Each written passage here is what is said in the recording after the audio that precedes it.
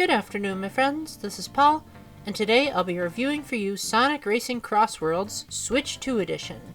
It looks like Sega actually listened to the fans for once, and instead of making an entirely separate version like they did with Sonic X Shadow Generations, and letting you carry over your save data but not the price, now, if you have the Switch 1 version of Sonic Racing Crossworlds, you can just upgrade. Now, the upgrade is a little bit confusing because when I looked at it on the eShop for reference, it said that I only needed to pay $5. So I said, alright, I don't need to wait anymore for the physical version, let's just go for it.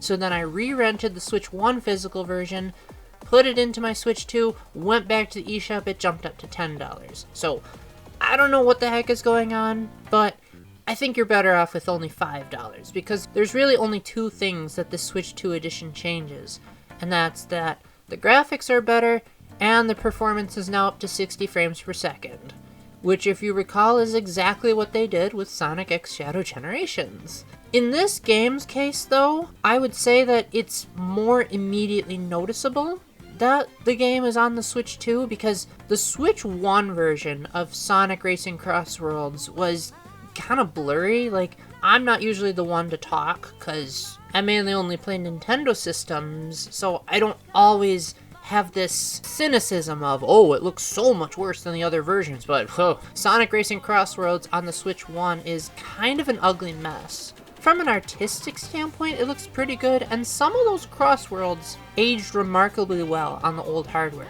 but I have to admit, seeing it on the Switch 2, even in handheld mode, was a very noticeable improvement.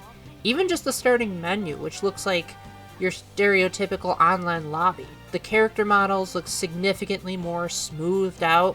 They don't look pixelated or like someone smeared glue on top of them like it was on the Switch 1. The rings that you collected on the track were a lot more shiny, like if there were reflections, they were more obvious. The water effects were significantly touched up. Ocean view in particular, you can now see below the water, so you can see coral reefs and rocks underneath the water. And as a result, the Crossworlds, which already looked great in the base game, are now so much better. Plus, the game's animations are so much more smoother. Now that it's at 60 frames per second, I felt like I was doing better in the races. That could have just been that I've been practicing for when I captured the Joker footage for my end of year video, but it did feel like I could make the turns better and things weren't quite as choppy. Like when I drove into a Crossworld, it felt like it took less time for the Crossworld to load in, and as I was approaching it, I could see more moving set pieces in the preview before I even transformed to the other world.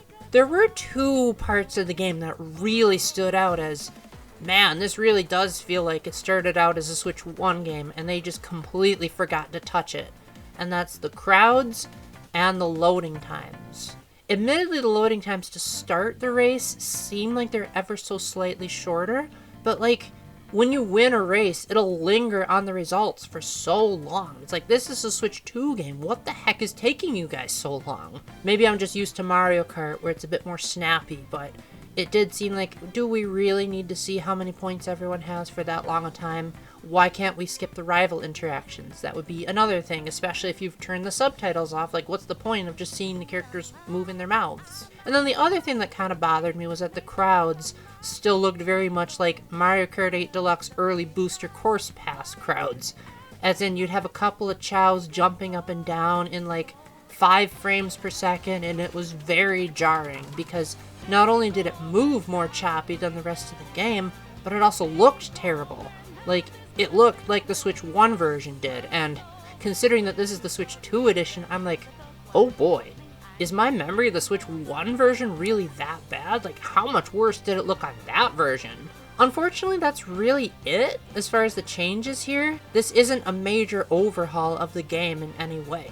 It looks better, and it sounds better, except for those crowds.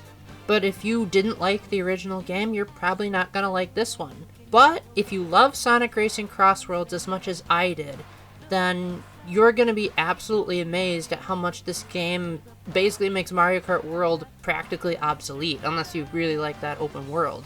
I personally love the insane amount of customization that you have with the vehicles, and being able to turn off the sound effects, and a lot of accessibility options like the game having trick and steering assist. I also love all the third-party support. Like, I love how you can play as characters like Joker and Hatsune Miku. Personally, I'm only in it for Joker.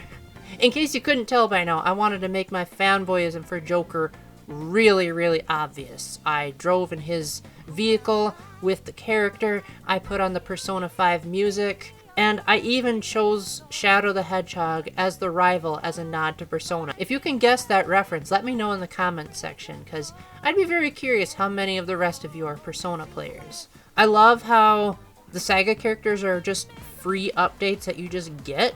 And even if you're thinking, aw man, I really wanted to race a SpongeBob, and I was really looking forward to driving through Minecraft World, you technically can if you have an online connection, because if those courses are picked during an online selection, you can play on them even if you don't have the DLC. You just can't listen to them in the jukebox, you can't play them in Grand Prix mode, and you can't play as the characters, but you can still like see the characters driving around, and you can see the vehicles in the lobbies. I think that's a great way to make sure that everyone still feels included. This is the definitive way of playing Sonic Racing Cross Worlds on a Nintendo system. In my opinion, it's the definitive version, period, because I like the novelty of being able to play the game wherever and seamlessly switch between the TV and handheld, but I guess it's absolutely up to you.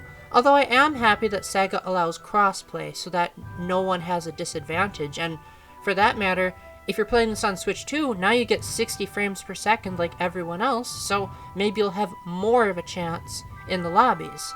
Unfortunately, if you haven't bought Sonic Racing Cross Worlds yet, this Switch 2 version is going to cost $70, and that includes an upcoming physical version sometime in 2026, and I think that's absolutely ludicrous. But if you can get it either on sale, or if you do like I did, rent it on GameFly and just pay $10 for the upgrade, I think that's more than worth it. This is the kind of game that would probably be a lot of fun if I had people to play it with, but I don't.